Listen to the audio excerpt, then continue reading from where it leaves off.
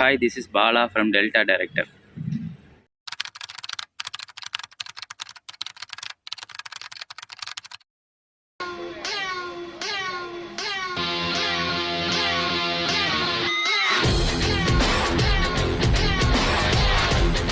தமிழில் முதல்ல டப் செஞ்சு வெளியான ஹாலிவுட் திரைப்படம் என்ன அப்படிங்கிறது உங்களுக்கு தெரியுமா?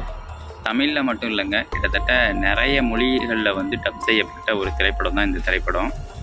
இது ஒரு டிவியில் ஒரு ரியாலிட்டி ஷோவை வந்து இயக்கிக்கிட்டு இருந்த ஒரு இயக்குனர் வந்து ஹையஸ்ட்டு கிராஸ் கலெக்ஷன் கொண்ட ஒரு படத்தை வந்து இயக்க முடியும் அப்படின்னு அவர் நினச்சிருப்பாரா என்னன்னு கூட தெரியல. அந்தளவு ஒரு மிக அற்புதமான ஒரு படைப்பு வந்து இந்த இயக்குனர் வந்து கொடுத்துருக்காரு. நான் எந்த படத்தை பற்றி சொல்கிறேன் அப்படின்னு கிட்டத்தட்ட எல்லாருமே யூகிச்சிருப்பீங்க அப்படின்னு நினைக்கிறேன். ஜுராசிக் பார்க் அப்படிங்கிற படத்தை பற்றி தான் இந்த வீடியோவில் வந்து நம்ம பேச போகிறோம். Welcome to Jurassic park. அதோட கண்டென்ட் என்ன, அதோட ஸ்டோரி லைன் என்ன அப்படிங்கிறத பற்றி கொஞ்சம் டீட்டெயிலாக பார்ப்போம். இந்த படத்தை வந்து பார்க்காதவங்க யாருமே இருக்க மாட்டாங்க. எனக்கு வந்து ஒரு 5-6 வயசில் இந்த படத்தை நான் வந்து பார்த்துருக்கேன். தியேட்டரில் போய் பார்த்துருக்கேன் இந்த படத்தை. அந்த அளவு வந்து எனக்கு இந்த படம் ரொம்ப பிடிக்கும்.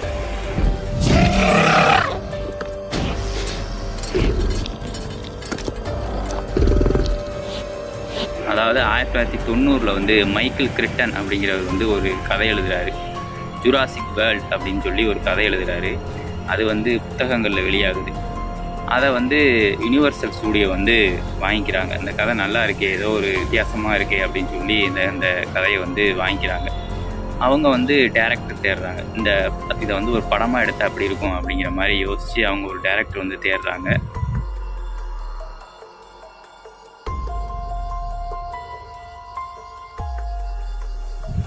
அந்த நேரத்தில் வந்து பல முன்னணி டேரக்டர்கள் வந்து இந்த அளவு கிராஃபிக்ஸை வச்சு நம்ம எதுவும் செய்ய முடியுமா, இது மாதிரி செய்யலாமா அப்படிங்கிறதே வந்து யோசிக்கிறாங்க. அந்த நேரத்தில் ஒரு 3 படம் இயக்கிக்கிட்டு 3 படம் தான் இயக்கி முடிச்சிருப்பார். அதுவும் சின்ன பட்ஜெட் படங்களாக இயக்கிக்கிட்டு இருந்த ஸ்டீவன் ஸ்பீல்பர்க் அப்படிங்கிறவர் வந்து இந்த படத்தை இயக்கிறதுக்கு ஒத்துக்கிறார்.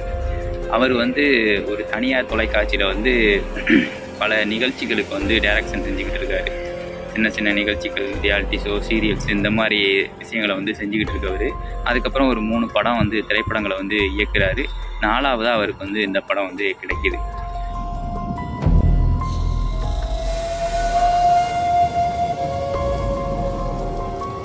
ஆயிரத்தி 1993 வந்து இந்த படம் ரிலீஸ் ஆகுது.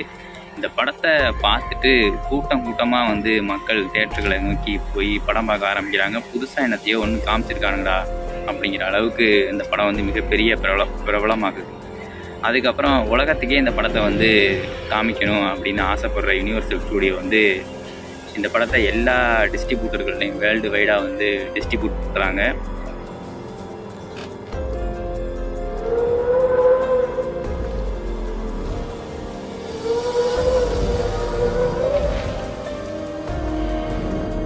பல மொழிகளில் வந்து இது டப் செய்யப்படுது.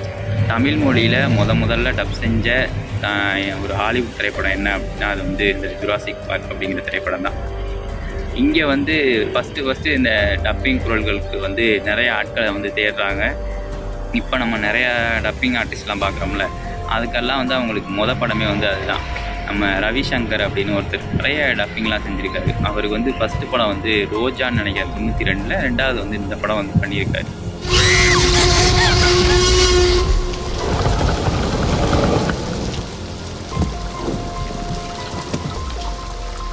அப்புறம் மீனா மேம்க்கு டப் பண்ண ஒருத்தவங்க, அவங்க பேர் மறந்துட்டாங்க அவங்க. அப்புறம் நம்ம மேஜர் சுந்தரராஜன் அப்படின்னு ஒருத்தர் ஆக்டர் இருப்பார்ல, அவர் வந்து அந்த பணக்கார அந்த கிழவனுக்கு வந்து டப் பண்ணியிருப்பார். அப்படியே துல்லியமாக ஒரு தமிழ் படம் பார்த்த ஃபீலிங்கை வந்து இந்த படம் வந்து உண்மையிலே கொடுத்துச்சு அப்படின்னு தான் சொல்லணும். அதுக்கு வந்து ஏதோ ஒரு கனெக்டிவிட்டி நமக்குள்ளே இருந்துச்சு அப்படின்னே சொல்லணும். அதனால தான் வந்து இந்த படம் அந்த நேரத்தில் வந்து சக்கப்போடு போட்டுச்சு அப்படின்னே சொல்லணும்.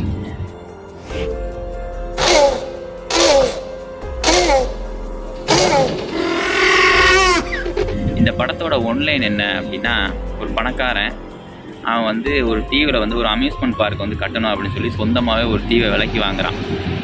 அந்த தீவை வந்து ஆராய்ச்சி செய்யும்போது அங்கே இருக்கிற மரங்களையெல்லாம் அழிக்கும்போது அதில் வந்து சுத்தமாக அந்த மெழுகு மாதிரி மூடி அந்த கொசு வந்து இருக்குது அப்படிங்கிறத வந்து அந்த ஆராய்ச்சியாளருக்கு வந்து கண்டுபிடிக்கிறாங்க.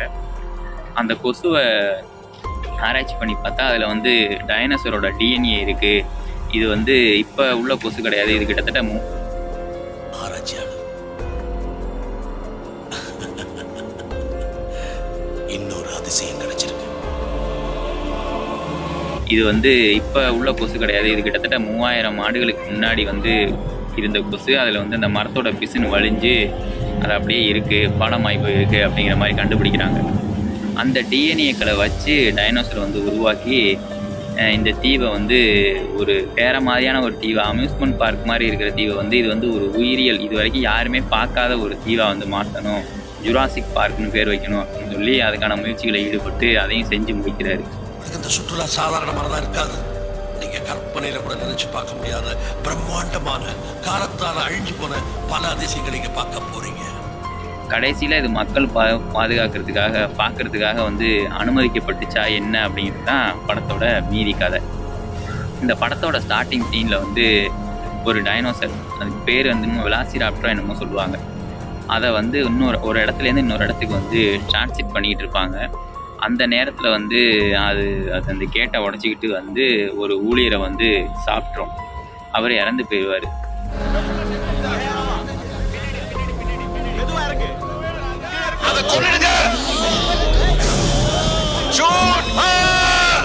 இறந்து போன ஒரு ஃபேமிலிக்கு வந்து பணத்தை கொடுத்து செட்டில் பண்ணிடுவாங்க. பட் வந்து சமூக ஆவலர்கள்னு சொல்லுவாங்கள்ல, அவங்க வந்து இந்த அம்யூஸ்மெண்ட் பார்க், அதாவது இந்த ஜுராசிக் பார்க் வந்து திறக்கக்கூடாது, இதனால ஆபத்து மக்களுக்கு அப்படின்னு சொல்லி கேஸ் போட்டிருப்பாங்க.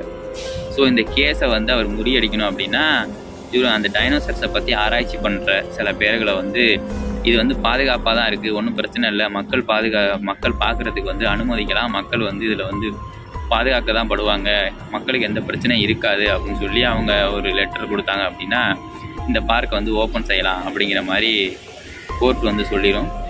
ஒரு தொழிலாளி இறந்ததுனால அங்கே உள்ள பாதுகாப்பு ஏற்பாட்டை பற்றி இன்சூரன்ஸ் கம்பெனிக்காரங்களுக்கு சந்தேகம் வந்துருச்சு. தரோவா இன்ஸ்பெக்ஷன் பண்ணி ரிப்போர்ட் கொடுக்க சொல்லி என்ன அனுப்பியிருக்காங்க. அதனால சில பேரை தேர்ந்தெடுத்து அந்த தீவுக்கு வந்து அந்த பணக்கார கிழவன் வந்து அழைச்சிட்டு போவார். இது மாதிரி தான் அந்த கதையோட போக்கு வந்து இருக்கும்.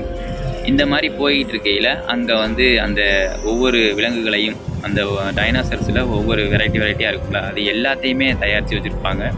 அப்போ வந்து இந்த கதைகளை வந்து சொல்லுவார்.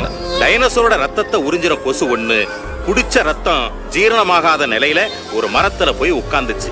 அப்ப அந்த மரத்திலிருந்து வழிஞ்ச பிசின்ல அது மாட்டிக்கிச்சு. காலம் எப்படி முதல்ல ஸ்டார்ட் ஆனிச்சு, அந்த கொசு எங்கேருந்து எடுத்தாங்க, அதுலேருந்து எப்படி கண்டுபிடிச்சாங்க, சூப்பர் கம்ப்யூட்டர் உதவியால் வந்து டிஎன்ஏவை எடுத்தாங்க. டிஎன்ஏல பல நாள் பட்ட டிஎன்ஏல வந்து இடையில வந்து வெற்றிடங்கள் இருக்கும், அதுக்கு பதிலாக வந்து தவளையோட டிஎன்ஏவை வந்து அதில் வச்சு அதை வந்து பூர்த்தி செஞ்சோம் அப்படிங்கிற மாதிரி ஸ்க்ரீனில் வந்து ஓடிக்கிட்டு இருக்கும். அதெல்லாம் வந்து நிறைய காட்டுவாங்க. அதெல்லாம் ரொம்ப பிரமிப்பாக இருக்கும் அந்த நேரத்தில் அதை வந்து பார்க்குறதுக்கு. பல காலமா பூமிக்குள்ள புதைஞ்சிருந்த காரணத்தினால டைனோசரோட டிஎன்ஏ இழைகள்ல இடைவெளிகள் இருந்துச்சு. நாங்க ஒரு தவளையோட முழு டிஎன்ஏவை உபயோகிச்சு அந்த இடைவெளிகளை நிரப்பணும். வந்து மூச்சு விட முடியாமல் கஷ்டப்பட்டுக்கிட்டு இருப்போம், அது மேலே போய் படுத்து ஒருத்தர் மூச்சு விடுறப்ப மேலே இறங்குறது, இதெல்லாம் வந்து அந்த நேரத்தில் நம்ம பார்க்குறப்ப வந்து ரொம்ப ஆச்சரியமான ஒரு விஷயமா இருந்துச்சு. இந்த மாதிரி ஒரு உயிரினம் வந்து நம்ம பூமியில் இருந்திருக்கு, பட் ஆனால் நம்ம பார்க்கல, அதை வந்து நம்ம கண்ணுக்கு முன்னாடி கொண்டு வந்து நிப்பாட்டியிருக்காங்களே அப்படிங்கிறது வந்து ரொம்ப ஆச்சரியமான ஒரு விஷயமா இருந்துச்சு.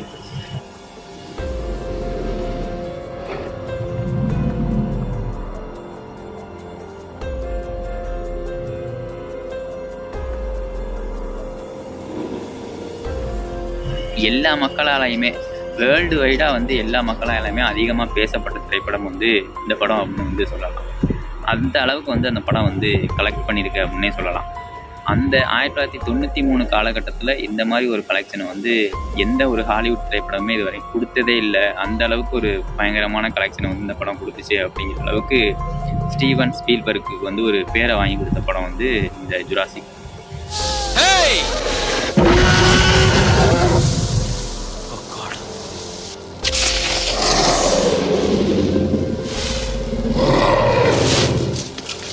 அதுக்கப்புறமாட்டி Jurassic lost world part 2, part 3 அப்படின்னு நிறைய படங்கள் அதோட பார்ட்டாக வந்துக்கிட்டே இருந்துச்சு.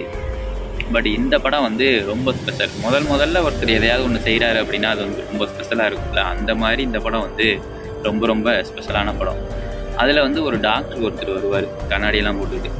அவர் வந்து அதீத சித்தாந்தம் அப்படிங்கிற மாதிரிலாம் தமிழில் அவருக்கு வந்து டப் பண்ணியிருப்பாங்க. அவருக்கு தான் வந்து ரவிசங்கர் வந்து பேசியிருப்பார், டப் பண்ணியிருப்பார்.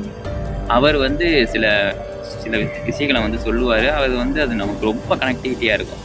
கடவுள் வந்து டைனோசரை படைச்சார், அதுக்கப்புறம் கடவுள் வந்து டைனோசரை அழிச்சிட்டு அதுக்கப்புறம் மனிதனை படைச்சார். ரெண்டுமே ஒரே காலகட்டத்தில் இருந்துச்சு அப்படின்னா மனுஷனுக்கு வந்து ரொம்ப அழிவாயிரும்.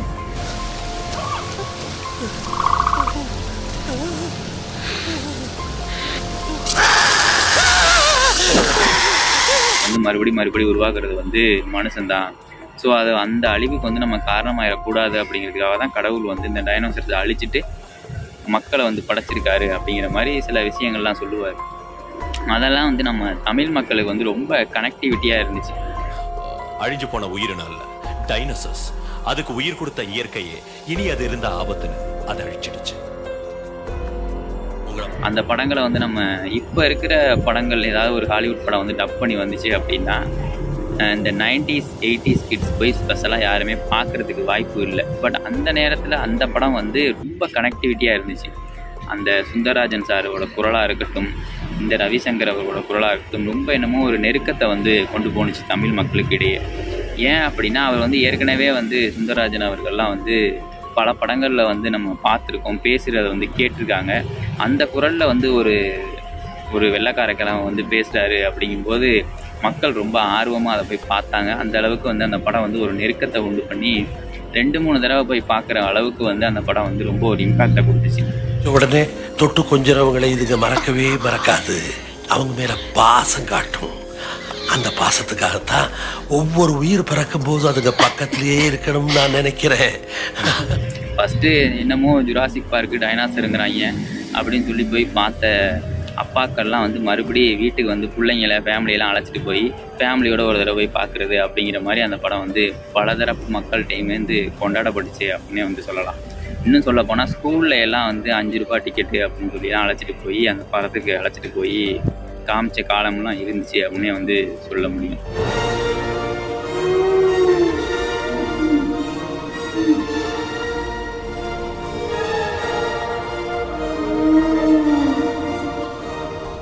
இந்த அளவுக்கு ஒரு செமையான படங்க இந்த படம். வந்து நீங்கள் எல்லாருமே பார்த்துருக்கலாம். விஜய் டிவியில் வந்து ஸ்டார் விஜயில் வந்து கிட்டத்தட்ட ஒரு 3000-4000 தடவை அந்த படத்தை போட்டிருப்பாங்க. பார்க்காதவங்க இருக்கவே முடியாது.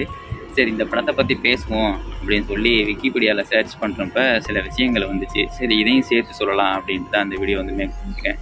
இந்த வீடியோ பிடிச்சிருந்துச்சு அப்படின்னா லைக் பண்ணுங்கள், ஷேர் பண்ணுங்கள். அவ்வளோதாங்க. தேங்க்யூ.